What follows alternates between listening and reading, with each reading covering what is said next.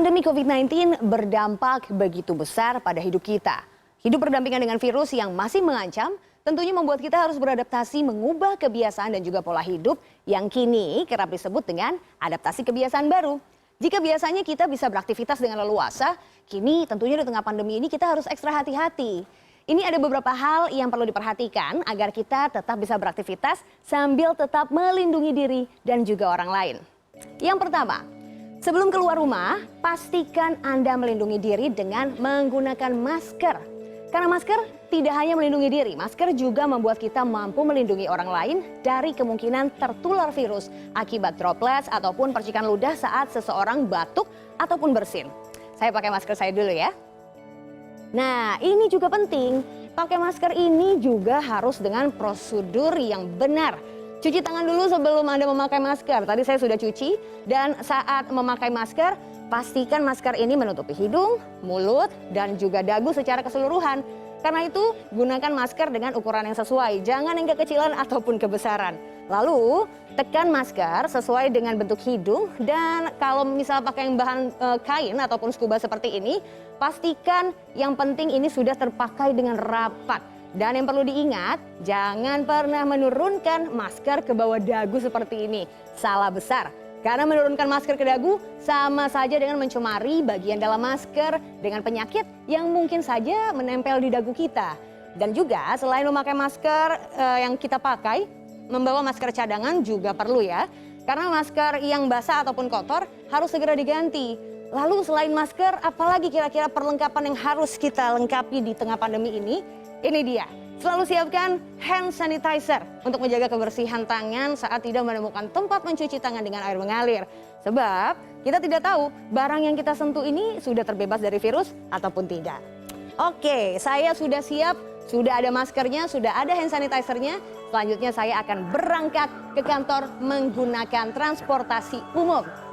Pengecekan tubuh atau suhu tubuh menjadi protokol kesehatan yang wajib tentunya dilakukan di tempat umum. Seperti di stasiun kereta tempat saya berada sekarang ini, jika suhu tubuh melebihi batas normal, calon penumpang tidak diperkenankan untuk memasuki stasiun. Jadi, harus selalu pastikan diri Anda dalam kondisi sehat saat akan beraktivitas di luar rumah. Dan, jika Anda berangkat kerja menggunakan transportasi umum, bertemu dengan banyak orang seperti ini menjadi hal yang tidak dapat dihindarkan ya. Karena itu yang paling penting adalah menjaga jarak atau physical distancing menjadi hal yang sangat wajib. Minimal 1 meter deh. Sebab ketika seseorang batuk, bersin ataupun berbicara, mereka dapat melontarkan droplet dari mulut ataupun hidung yang mungkin saja mengandung virus dan bisa terhirup sama kita. Serem kan? Nah, makanya itu ingat menjaga jarak aman sangat penting. Jadi ketika akan memasuki kereta tetap antre dengan tertib, lalu juga jangan berdesakan dan masuk dengan teratur. Jika gerbongnya ini sudah penuh begitu ya, sudah cukup penuh lalu Anda mikir, aduh harus buru-buru sampai kantor, kayaknya lebih baik pertimbangkan keselamatan dan kesehatan Anda deh. Tunggu aja sampai gerbong berikutnya ini datang, agar kita tidak perlu berdesak-desakan di dalam gerbong kereta. Tentunya Anda sudah mengetahui soal ini ya. Dan ini juga menjadi penting nih, selama di dalam gerbong kereta, lagi-lagi jaga jarak aman antar penumpang. Jangan bicara ataupun melakukan panggilan telepon untuk menghindari adanya percikan droplets yang dapat menularkan virus. Dan selain menggunakan transportasi umum seperti kereta begitu atau bus, opsi lain yang juga bisa dipilih adalah bersepeda. Lagi musim nih sekarang. Tidak hanya menghindari kerumunan bersepeda, maksud saya, karena bersepeda ini juga bisa menjadi pilihan sehat untuk berolahraga dan juga terhindar dari kemacetan. Selain itu Anda juga bisa menggunakan taksi online ataupun kendaraan pribadi untuk menghindari kerumunan. Hati-hati ya Mas nyebrangnya. Oke, selanjutnya sesampainya di kantor ini juga sangat penting. Jangan lupa untuk mencuci tangan Anda dengan sabun dan juga air mengalir. Wastafel seperti ini pastinya sudah banyak ya di fasilitas umum apalagi di kantor. Pastikan Anda memasuki area kerja dengan kondisi tubuh yang bersih. Kalau Anda terbiasa bawa baju ganti, jauh lebih baik. Jadi sampai kantor langsung ganti bajunya juga ya. Selanjutnya, sesudah cuci tangan masuk ke dalam kantor, ketika bertemu dengan rekan kerja, ingat kalau biasanya halo, cipika-cipiki, salaman gitu ya. Kalau sekarang bertegur sapanya cuma dada-dada aja, halo. Cuman perlu dada-dada aja ataupun salam namaste tanpa perlu kontak fisik. Tidak mengurangi esensi silaturahminya kok. Lalu selanjutnya ingat juga sekali lagi jaga jarak Anda dimanapun berada, termasuk di dalam elevator ataupun lift. Jangan berdiri terlalu dekat dan juga hindari berhadapan langsung saat akan menyentuh lift. Usahakan pakai alat bantu aja mungkin ya, seperti ada sekarang banyak dijual gitu gantungan kunci ataupun dengan siku begitu. Jadi ini untuk meminimalisir tangan Anda menyentuh permukaan yang banyak disentuh oleh orang lain. Kita biarkan liftnya tertutup. Hati-hati.